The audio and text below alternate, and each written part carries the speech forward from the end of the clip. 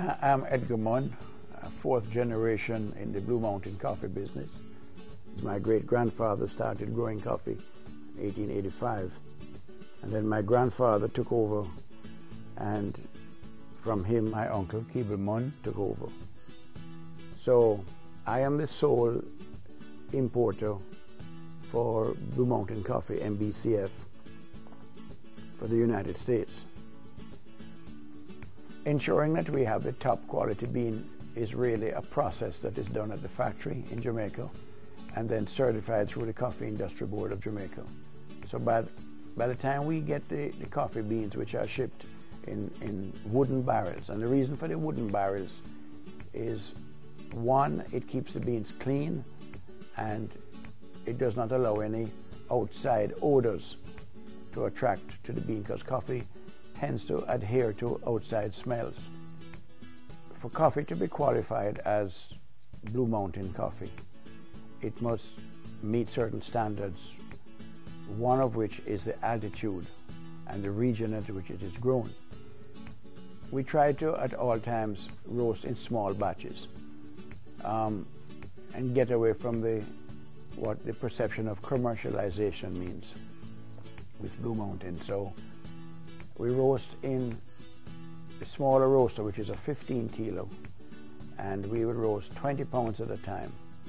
Then if we go to the larger roaster, we'll roast 44 to 48 pounds at a time. And we're very careful that those roast profiles have been developed over time, so that each time we roast, we get a consistent roast.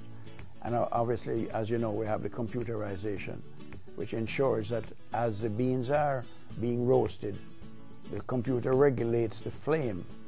As the moisture of the bean comes down, the flame is regulated by the computer to guarantee that beans don't get purged with excessive heat all the time, but it's a gradual process over a period of 16 to 17, 18 minutes, depending whether you're roasting a medium roast, a dark roast, or an espresso roast.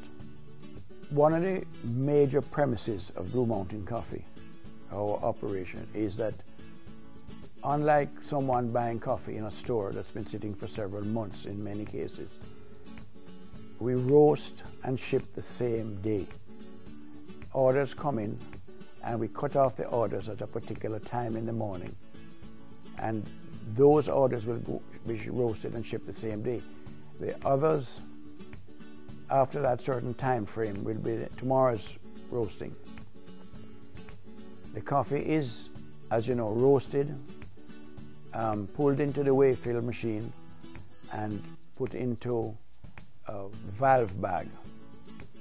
That valve is a one-way valve, which means that as the coffee beans gas off, those gases can be expelled one way through that valve and does not allow for oxygen to come back into the bag, which would damage the beans. Of course, needless to say, the beans are in the bag sealed, electrically and heat sealed, so that until you open them, they are kept fresh.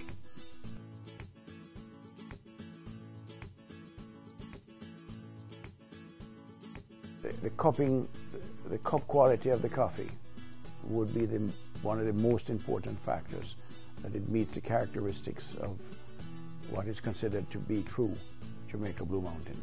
All beans that are shipped, every batch that is shipped from the coffee board, goes through stringent cup testing, and only those that meet the qualification will be shipped to us. So we know that coming to us, it's coming a full circle of the quality control, but we also cup every batch that we roast, or what I should say, every ICO number, because as we designate X amount of barrels for this week's allocation of roasting, we will then do a test roast and cup those. It is my hope that people that get to know us as a company with one-to-one interaction.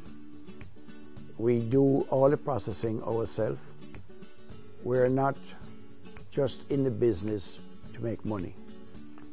Well, many people ask, why is Blue Mountain coffee so good? And needless to say, as I've mentioned, it's one's perception of what is good.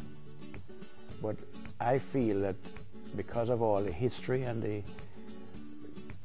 effort that goes into Blue Mountain, and obviously the end result of the product, I strongly feel that Blue Mountain is perhaps one of the most satisfying coffees.